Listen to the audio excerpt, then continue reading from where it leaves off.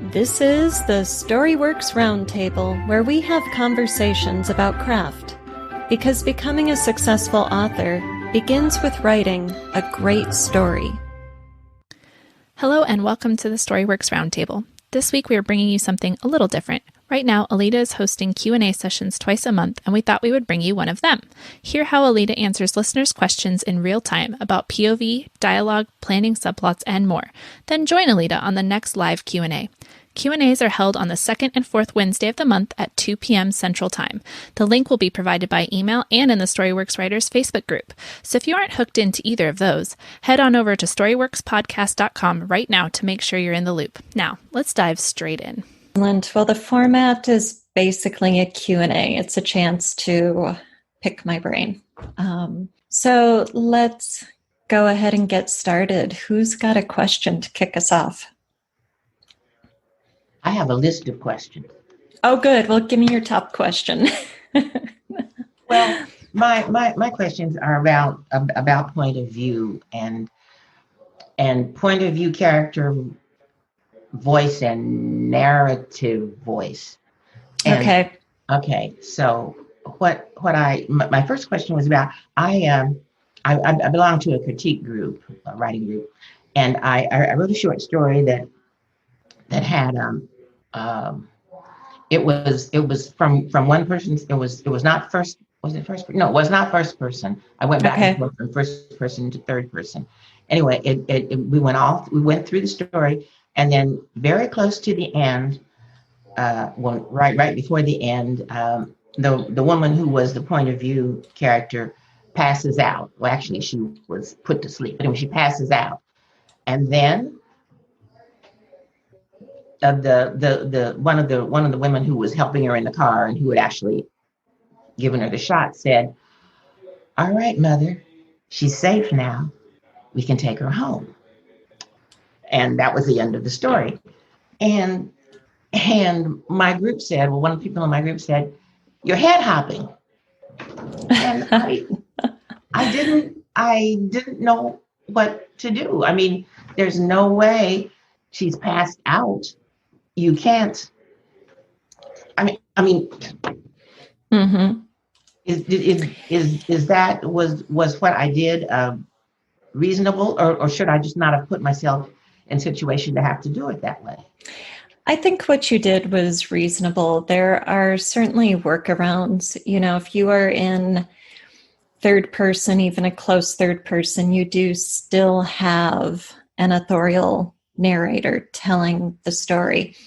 So if your protagonist is totally blacked out, I would use a scene break just to visually clarify the shift there, that you have gone out of that very close third perspective, added a little bit of narrative distance in order to give the reader that twist and to create that effect. If you're in a first person narrative, you might get away with the same thing with the scene break, but then it becomes debatable. So then I would have her be on the edge of consciousness and I would let her hear it, you know. So as she was passing out, a voice drifted into her consciousness, and then you deliver that line, right? So that you get that twist. It ended up being a close third. That was the intention. So right. I don't know how well I achieved. Right. It. So head hopping is when you jump from one point of view character's perspective into another point of view character's perspective. It is not when you transition between a character's point of view and a narrative point of view. Okay. So my guess is that the person in your critique group who said that, or persons, were not using the head hopping term correctly, that they were reading a shift from character to narrator as head hopping when it's just not. Okay. And I have one more question. I don't want to hog this, but it's the same sort of thing. It's about if you're okay, the story I was working on, the point of view character came into the shop and she looks around, and there's somebody in there, and they interact all from what I mostly write is close third. I think this was close third. Mm-hmm. And they talk, and and then she wants something that she says she's ordered, and then he goes into the back to get whatever she ordered. And then I went into the, I mean, I wrote it the way I saw it in my head. So I went Uh-huh. into the back with him, and he talked to his mentor, and whatever, and they did whatever they did, and then they came back out to talk to her. Mm-hmm. And when I was reading it over, I thought, well, that I do change the point of view, because I just didn't know whether that was just a bad construction on my part, or whether I should do something different. I I get very confused about points of Right. view, and how to do that so it isn't wrong and confusing. Mm-hmm. So, not having read the piece, just based on what you've told me, I'm guessing that that was not a best choice. If you're writing in a close third, and that person in the shop is a very minor character in the story and not an actual point of view character, then that would be head hopping. You're taking your narrative lens, you're leaving the shoulder of that point of view character to go off into a different room and show us things your character could not see or know. So then you're leaving close third, and you're writing in either a multiple point of view if you've moved into that other character's head, or you're writing omniscient. So if you've identified your story as a close third single point of view, which tends to be the most appropriate for a short story, maybe not close third, but definitely single point of view, then you would not be able to follow that other character into the back room. And if it's close third, you're only going to show us what it's possible for that point of view character to know. Right? So if that person can't go into the back room. To segue off that, then, by close third, then I want to make sure I understand what close third is. Close third is when you're like in the character's head, and you're seeing their thoughts, and you're read. What is close third? Good question. So a close third is very similar to first person. It's comparable to a first person narrative, except we have an authorial narrator instead of a character as narrator. So if we're in first person, the perspective on the story is through that character's eyes. Right now, you do have to separate that narrator from that character acting on the stage of the page. So unless you're writing in a first person present tense, which we aren't going to talk about right now, you've got a narrator telling a story from a point in the future and a character doing the story at the time of the events, just like in True Grit, right? Okay. Maddie Ross is telling the story from somewhere post 1922 based on the historical events that Charles Portis references. But 14-year-old Maddie Ross is living the story, right? So we've got a very different narrator than character. In a close third, instead of looking through the character's eyes all the time, the narrator lives on the character's shoulder. So that perspective is still very much attached to that character's experience of everything. And we do enter the character's point of view and experience the world through that character's filter, through that character's emotions, through that character's worldview and perspective, right? But it's here instead of only being there, if that helps you think about the distinction between first and close third. They're very similar in structure and effect on the reader. Okay, but in first person, there is no authorial narrator. Right. Okay. So in first person, the narrator is the character at a different point in time and space. So Maddie Ross, the narrator, cannot sound like Charles Portis in 19 whatever year he wrote that, say it was in the 70s. I don't actually know. But Charles Portis, the man in, for instance, the 1970s, has a different voice than Maddie Ross, the character sitting in, 1922 or whatever, telling the story of Maddie Ross, the 14-year-old in the 1870s. So with the third person narrator, the authorial narrator is invisible. It's the storyteller that we as readers don't encounter as a person, right? It's the water the fish is swimming in. You forget it's there. Okay. Okay. Good Thank questions. You're welcome. Welcome, Bobby. Nice to have you on the call. So who would like to go next and ask a question? My question is there a way to decide when you're still in the pre-writing and planning stages of a story, is there a way to decide what, if you have the right number of subplots? And my example is, I know you and Judy are familiar with what I'm writing. So there's a main plot where Lexi wants to stop Max from doing bad things. And there are a couple subplots that feel natural to me.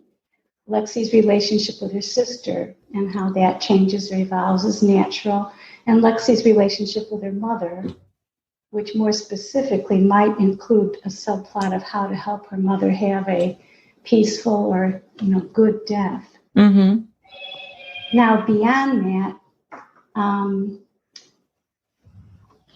Lexi has some boyfriend problems, and when she's egged on by Max to become more of a free spirit, that's something that does play then into the main plot. But I don't know how to figure out, one possibility as a free spirit is that she gets into sexually risky situations for a period of time. And some aspects of that work well with the main plot. But even if I thought, well, I guess I just have to keep journaling all about these other things. But I feel like I could journal for hours and still not know what I was really doing or whether I could use any of it. So I wondered, what are some things you should consider before you decide how much you should attend to potential subplots and figure out whether or not they're needed? Yeah, that's a really great question. So there are three things I want you to factor into this process. One is your plot, two is your protagonist character arc, and three is the theme of the novel. Okay, so there's something we're adding to the conversation, kind of another wild card here. So I know because Madeline and Judy are in my plot class that I just gave you this worksheet. And one of the things you can do in your journal, if you don't have the worksheet, is just answer the question, how is this going to affect my plot arc? How is this going to advance the story? What effect is it going to have on my readers? So if you're looking at Lexi being in a risky sexual situation, what does it impact? Does it only impact her relationship with her boyfriend and not her relationship with the antagonist, with the main plot? Then you have to say, okay, is that advancing the story? Is it affecting the reader in a desirable way? And the answer might be yes, if it is sufficiently moving the character arc or sufficiently illustrating the theme. Okay. So it's a question of just playing with your ideas and then assessing them. Okay, so for example, her free spirit activities. are part of what could convince Max that she is as amoral as he is, which is part of what has to happen through this, through the story. And I guess if I think of it in terms of theme, that's where she could be running up time and time against the central question of a moral compass and what exactly does that entail. So, Okay. All right. So that's helpful. Right. And if you can find a way to connect this back to your central conflict, like let's say the scene involving the risky behavior has nothing to do with Max, the villain, but in a later scene, she can say something about it to Max to kind of like strut her stuff and show him that she's just as dangerous as he is, or just as, not risk averse as he is, or whatever she needs to do. If she can kind of bring it in, and then maybe he doesn't react the way she expects him to. Maybe he puts her down for it or something. So then there's a repercussion. The other thing is, think of the stones you throw into the water of your story. If your novel is a pond and you throw a stone into that pond, it creates ripples, right? So you have this event in your story, this plot point or a thematic moment or part of the character arc. If it's isolated and it doesn't ripple out into the rest of your story, then you really need to ask yourself what work it's doing. How is it helping that story? Right? And aim for 2 out of 3. So plot, character, and theme. Try to get at least 2 of those working in every movement of your story, and then you'll know it's really pulling its weight to keep that reader engaged in the storyline and to keep moving things forward towards your climax. So is there a balance between narrative and dialogue, and how do you know when you strike that balance, and does it change for a point of view? Yeah, so the short answer is that it depends on the story you're telling, the genre you're in, the reader expectations, also the voice of the piece. So every story will have a narrator, every story will have narrative and exposition. The question is, how much? So even in a fast-paced thriller, page-turner, beach read, you still need to describe the world to your reader. You still need to give us a sense of person. What does this character's body look like? How does the character move through the world? Are there, facial expressions or body language we should be concerned with? We don't want our action happening on a green screen. We need to build a world. So all of that is the role of narrative. And sorry, you said point of view and narrative, or dialogue? Dialogue and both. narrative. That a point of view would determine some kind of a balance between dialogue and narrative. Yes. Yeah. So do you mean only in scenes of dialogue, or more generally? Throughout an entire novel? Dialogue. So first of all, how much narrative do you need to get into the dialogue? So some books you read are like just filled with detailed descriptions of a scene. Mm-hmm. So you get to the dialogue, which at times I find myself just kind of lost. And it's just like, okay, I get it. You're in a living room and it's got stifle vases and all that other stuff, but it seems to detract from the dialogue, whether it be conflict or whatever. So I have a hard time knowing how much of that is necessary, and when you know it's enough is enough. Mm-hmm. Mm-hmm.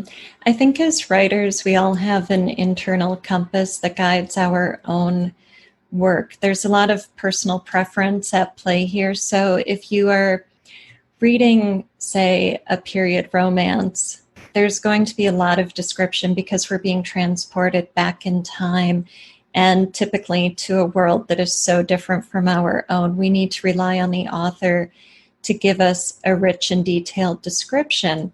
What I don't want to see is a huge disparity, a huge shift from narrative heavy scene setting to sparse, rapid fire dialogue, right? Because then the narrative voice drops out too drastically. If you're in like a noir detective story, you expect enough scene setting to put us there in the moment, but not so much that it slows down the pace of the story, right? There we're going to be more concerned with mood than with setting detail or costuming.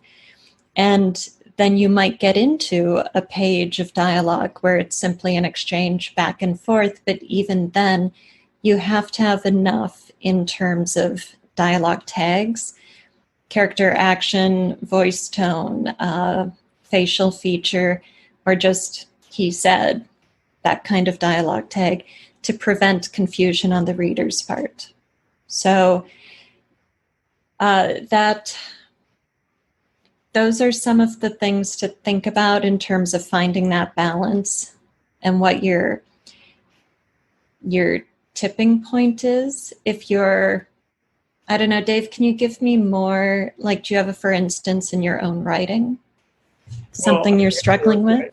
I took some notes when Madeline was speaking, and I thought what she said hit some points that I've been thinking about. So in the risky sexual behavior, let's say that you had a scene and it was in the bedroom. Well, describing the bedroom kind of would, I saw something that I hadn't seen before, so I learned something. So, but if you described that the bed had a teddy bear on it, I think that might say volumes about the scene without going into anything else. So, actually, I just learned a lot by her question, and I think you actually answered my question. The balance comes from the writer and what is trying to be solved in the scene, and so rich detail appropriate in one area, but it could be a detraction from something that's much more action oriented. Yes, absolutely. And add to that a couple of factors. One is continuity of voice and style throughout a novel. So if the writer establishes a voice with, a moderate amount of narrative exposition and description of the world, and then gets into a scene and neglects that will be jarring to the reader. Just as too much description can bog down the story and mess up your pace. If you are just inconsistent with your voice, that's going to have a negative effect on the reader. The other thing is what you said about the teddy bear is brilliant. I want to just spotlight that because, you want to bring your reader into a setting that isn't blank. So, of course, it's a bedroom. There's going to be a bed. But our world says something about us, just as our choice in clothing, our choice of what we carry, our style of jewelry, our hairdo, everything we present to the world identifies us. It communicates to the people who see that. So if you've got a character bringing somebody into a bedroom for a sex scene, we have just gone into the inner sanctum sanctorum, right? So now we're even going beyond the sort of public persona space into an intimate space. So give us enough detail to communicate to the reader that which is important to your story. So if you tell us that there's a dresser and 2 nightstands and 6 throw pillows, right? No, too much. But if you tell us that there is a crucifix and a teddy bear in the room, oh my gosh, we just learned so much about that character, right? So be consistent with your narrative voice and check with the details you're providing the reader. Is this revealing? Is this advancing our understanding of character, story, or theme? And that's going to be a really good way to assess that balance, right? Is this extraneous or is it essential? Thank you. Yeah, great question. Thank you. What's next?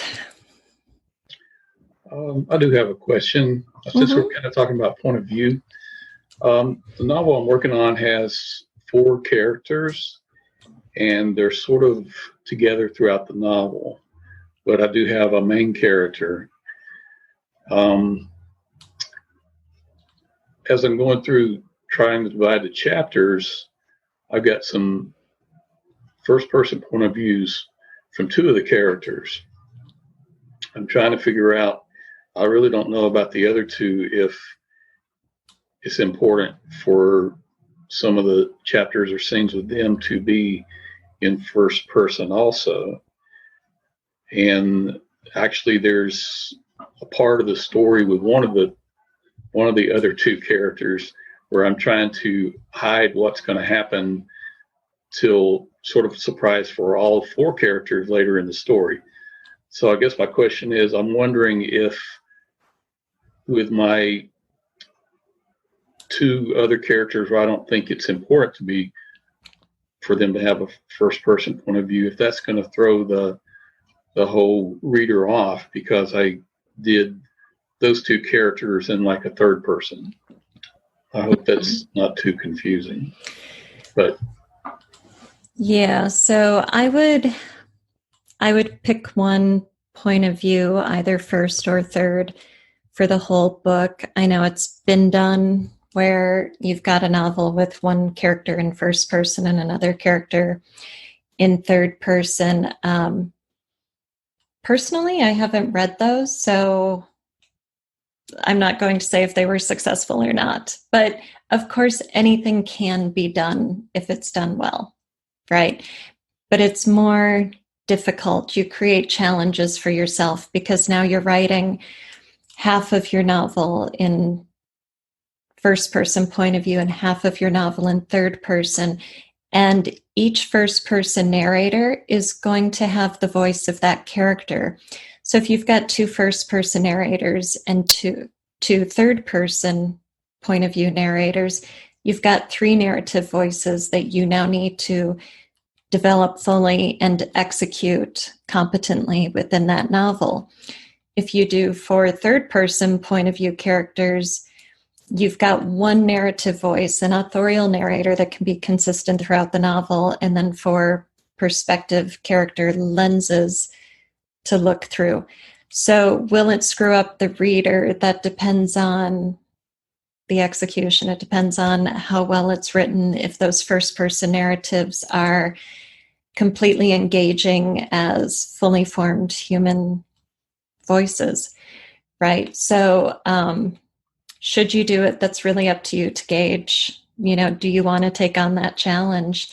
Now, you had another part to your question about a character withholding something to try to surprise the others. Do you want to give me a little more detail on that? And if I didn't answer your question fully, you can flesh that out too. It did. I think, okay. Yeah, actually, I think it's actually maybe it's more narrowed down to 1 character where I'm trying to withhold something that will kind of be a plot point and a surprise to everybody. But it's possible I could rewrite it or write that character in first person and still be able to hide that reveal, I guess. I think it's possible to be able to do that. Now I'm thinking about it. And that way I don't have to worry about switching the point of view and just keep it consistent. So I think I can do that. Okay, so would that point of view be an unreliable narrator? Because for a point of view character, especially a first person or close third, to know something at a given point in the story and not reveal it to the reader is cheating the reader, right? It feels like a trick, kind of like a bait and switch feels like a trick. So unless you're developing an unreliable narrator, and then we have a twist when everything comes clean, that's hard to pull off without upsetting a reader. without them getting to the end and going, wait a minute, right? Yeah, I'll keep that in mind. It may not work, but if I do that, it might. I'll have to really think about that, but that's a good point. Right. And it could be that an unreliable narrator would be the best solution for you. Without reading the piece or hearing more details, it's hard for me to say anything too definitive about it. Yeah, I understand, but that was very helpful. It's been something that's kind of, I really have to put some thought into that as I continue along and build the different scenes and plot the middle part of what I'm writing. Right. And another thing to consider, just as perhaps, is maybe the character was something to hide. Maybe you don't actually need that point of view. And then the thing you don't want to reveal until later works because the point of view characters don't know that thing until later. So if you just keep the character but remove the point of view, then whatever he or she is doing, it's no longer a cheat to keep it away from the reader, because we're only viewing the story through the lens of those point of view characters you've established otherwise. So that could be another possibility to consider. Thank you. You're welcome. Yeah. All right. Other questions? Anyone? Back to, we seem to be stuck on point of view a lot. So, right. Between point of view and perspective, are they the same, or I don't know. Can I, if I'm writing in a third person point of view, can I, in various chapters, write that third person point of view now that doesn't make sense. I was going to say from the perspective of various characters, like in chapter 1, say we're talking about a reunion, and people are coming into a reunion, and the narrative voice is saying, here's the reunion, the things are hanging down from the wall, and the music is playing and people are dancing and everything. And then Mary walks in, and Mary looks around, and Mary sees everybody, and she thinks about, there's Sheila. I hated her. I bet I still hate her. And then, and such as that, and then she interacts with a few people. And then a little bit later, maybe the next chapter, I don't know, Timothy walks in, and he sees, you see what I'm getting at. And he sees everybody, and he notices the people that he will notice because he's Timothy. Have I changed point of view if I do that? Yep. Oh. Sounds like you've just gone into omniscient, in which the authorial narrator can see the world through the perspective lens of any character, whether that character is high on the pyramid or low on the pyramid, in order to reveal something engaging that will, fulfill theme, plot, or character development. So a multiple point of view story, you've got more than one character wearing the crown of point of view. And that could be 2 point of view characters. It could be 20, but I don't know why anyone would ever want to do that to themselves, right? But then you are equally developing those characters, and they are typically equally important to your story. They need to be fully formed human beings with worldviews and opinions and, weight through the story that you're writing. With omniscient, differentiating it from multiple third-person point of view, the narrator is like God, right? Omniscient. So I can see this, I can see that, I understand this person's feelings, I know the feelings of the mouse in the wall, like godlike, right? Okay. So when you have a point of view character, whether it's 1 or 20, then you're no longer godlike. You are experiencing the story through that character's experiences. Okay. Make sense? Have you ever? I read. Everybody knows about the Game of Thrones, but I read the books, and in the books, I didn't. I mean, I didn't realize any of this stuff about point of view when I was reading them. But it would start out, Arya, and then you would go through some part of Arya's adventures from Arya's point of view, and then it would go to, I don't know, John, which was in a whole other place, and you'd go through. And I looking back on that and trying to think, I have no idea what he was doing, but he told a heck of a story, and I don't know. I don't know whether he. I just don't know. But every chapter or every section had a character name at the top, and everything in that section was about that character, and I think from that character's point of view. Mm-hmm. And when I thought about that, I just got confused. Well, I haven't read the books, and I haven't watched the TV series. Okay. So I'm one of those people. But it's a saga, right? It's an epic fantasy and a massive saga. And so from what you described, he is telling us episodes. So maybe it's not Arya's complete arc, but we have an episode like an episodic chapter or part of a book that is Arya's story through Arya's point of view. And then we move to John, and we get a John episode. And at some point in the story, these characters and their journeys, I assume, will intertwine. Yeah, they come together.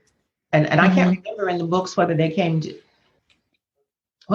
together under some sort of umbrella point. I don't remember what, but they all intersect at some point. And I'll have to go back and see from what point of view he tells the stories when they intersect. Mm-hmm. Yeah, I haven't read those books, so I'm not commenting on Game of Thrones, but if I were going to do that sort of episodic, epic narrative, I would choose an authorial narrator, because that would give the entire thing the voice of the authorial narrator. So no matter what world I'm in, what its technology looks like, or what its magic looks like, or its politics, or its religion, no matter what character I'm in, whether it's a peasant who's illiterate or the king with 100 servants, however those point of view, perspective, lenses change, however much the world changes, the water the fish are swimming in, the narrative voice would be consistent, and that would be a unifying factor. Okay. So, again, I haven't read Game of Thrones, so I'm not talking about that specifically. I don't know what he did. But I've forgotten much of what, I've forgotten the details of what I read, because I saw the TV show, so that sort of blurs up what you remember from the book. Yeah. Right. But that just illustrates another choice we have to make as authors when you're thinking about first person, third person, especially multiple third. If you use multiple third, then that narrative voice becomes a unifying sort of umbrella over the whole, right? Which can help with that sense of continuity with, we're in different worlds now, we're in different points of view, but I'm still in the same story. I'm still the same capable author who is taking me on this journey. So when we think about these craft choices that we have to make and what our story wants us to do and why we should choose one or the other, that's just another piece to consider. Okay. Thank you. Mm-hmm. Yeah. Anyone else have a question or a topic? Could we go back for just a moment? Because I thought Judith was hitting on a point that I've struggled with. So the reunion is a perfect example. So let's just assume in Judith's illustration, Mary is the protagonist. Okay. And I think the name you used was it Tim? Timothy, whatever. Yeah. Change it at will. Now I have to get in his head. So let's say Tim isn't the main protagonist, but Mary is. So couldn't Mary look across the room at Tim and say, there's that jerk with that frown on his face. But I'm assuming that we'd only put Tim, this is my point, we'd only put Tim in there if he was going to be useful to us later. Right. And how do we get at, without getting in his head and without changing that point of view, how do we convey the jerk that we think he will be in 2 chapters? Well, you just did it beautifully by having Mary, our point of view character. The protagonist is the character that the reader engages with, empathizes with, who is our vehicle through the story. So we care what Mary thinks about what's happening. So Mary sees Tim and thinks, there's that jerk, I never did like him. Our spidey senses tingle, our red flags go up, and we're like, oh, okay, Tim's going to come back later. I want to know what's going to happen between Tim and Mary. So what you're doing is you're planting a seed. That seed is Mary has something against him. Maybe it's unjust. Maybe it's just. We don't know yet, but there's something there, and that raises our intrigue. It puts a question in our mind. Why doesn't Mary like Tim? Now I know, because you are a competent author. I'm in capable hands. I know that down the road, you are going to grow that seed and reveal to me the answer, right? Bloom it. So we go from a seed to a bloom. And that might happen in that same scene when Tim comes up to Mary at the bar at the reunion, or it might happen chapters down the road. What that length of time is, the duration between intrigue and reveal is, depends on how important that is. But you're right, Dave, to say that it's important. We don't drop things into a story casually or accidentally. There's a beautiful example of this from Downton Abbey, or maybe not beautiful, but it stuck in my mind. So the family was in their London home, and they had guests, and the mother guest her daughter was preparing to marry somebody, and there was conflict about the wedding. And so 2 men are in the hallway having a heated discussion, lots of tension, on the verge of argument, in the foyer of this London house. And the guest, the kind of mother guest I've called her, walks through the middle of this scene, this heated discussion, with an envelope in her hands, and asks if the postman has come yet. And, oh, he did. Okay, where can I post this letter? And when it happened, I was like, what? Why on earth did they just disrupt the tension of this conversation? And I knew it was important. I knew it would come up later, because you don't just drop, where's a mailbox, into the middle of this heated discussion between important characters unless that letter is important itself. So later on, we find out that the mother was mailing a check to somebody who was going to try to frame the fiance and then blackmail him out of marrying her daughter, right? And that check with her signature was the proof. And so this is a critical piece of evidence. And they wanted the audience to notice. They did not want this letter to be discarded in the audience's mind. So instead of just having her at breakfast, sipping a cup of tea, say, where's the mailbox? Okay, who cares? Water off our backs, right? They walk it through a heated discussion between important characters, so we can't miss it. So maybe it's a somewhat inelegant scene, but it illustrates the point very well of planting a seed, blooming it later. So Dave, did that Did that address your question? I kind of got away from point of view there, but clarified it. I have a follow-up to what you just talked about. Yeah. Which is, what are some different ways to highlight a detail? I mean, in the scene you described from Downton Abbey, it almost seems a little heavy-handed. Yes, doesn't it? Yeah. And then the way that film can often do it when it's really subtle is just by letting the camera linger on, some object on a desk, and then as the viewer, oh, I don't know what that is or why it's important, but it is important. But in a novel, what are some ways where you can highlight a detail without getting heavy-handed? Oh, that's a great question. Yes, using your narrative voice just the way a director would a camera. So if we use film and theater as our role models for this, I want you to think of what you do with your words in your narrative exposition in the way a director uses spotlights and sightlines on stage, or uses the zoom feature on a camera in film, right? So just as we were talking before about the bedroom with the teddy bear and the crucifix, you are going to highlight certain details in your scenes, and they might be setting details, they might be character details, they might be something in dialogue, in tone of voice, or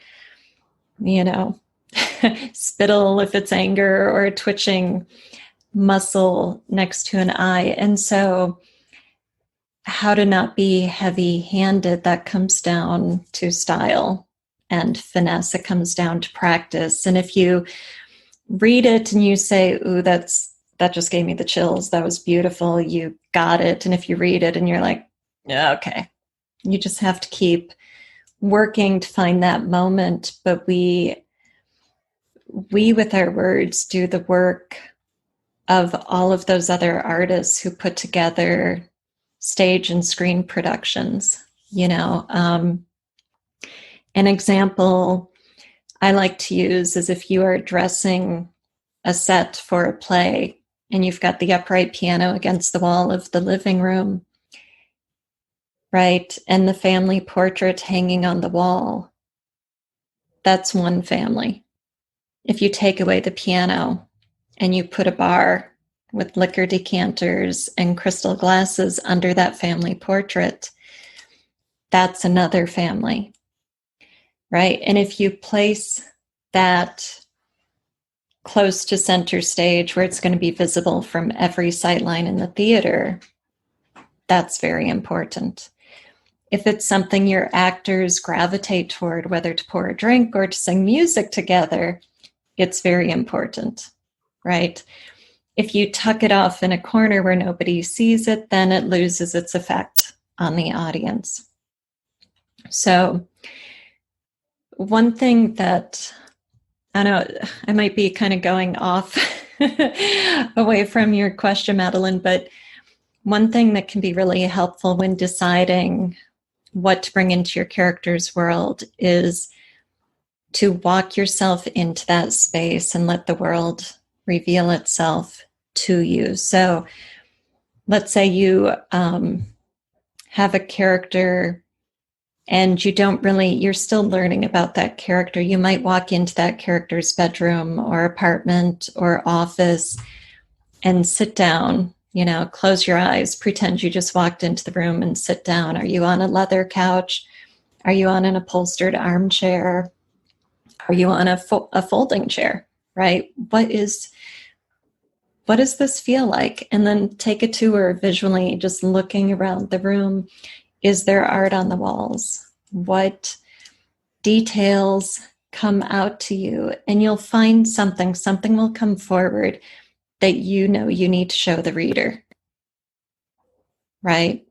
And then where is it? Is it hanging over the bed? Is it a picture on the desk? Why is it important? Maybe it's a picture of mother sitting on the desk and you have a scene, here we're getting into subtleties where, the character is talking to her boyfriend or something, and there's that picture of mother and she turns it face down. So we just learned something about that relationship. Maybe when she sees mother, she feels shame instead of pride coming off of that image. Maybe she feels that she's about to do something she would never tell her mother, and so she doesn't want mom to see it, or right. So those gestures, that's a great way to avoid being heavy-handed, because we don't tell the reader what it means. That's the subtext, right? If your narrator says she saw her mother smiling from that picture and cringed with guilt, reaching across the Rolodex, she, flipped the photo down heavily on the desk. Ugh, no, too much, right? Just let the gesture do the work of communicating with the reader. And then there it is. How'd I do? Okay, good. Good. All right. Anything else before we end the call? We have a few more minutes here. If there are any follow-up questions or...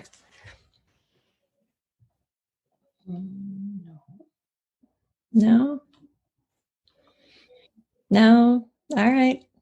Well, that was fun. I feel like from our questions, we kind of went off in lots of different little directions today. So thank you so much for joining the call, and stay safe and do lots of writing. Thank you. Thank you for listening to the StoryWorks Roundtable. Find all our shows, show notes, and videos at storyworkspodcast.com.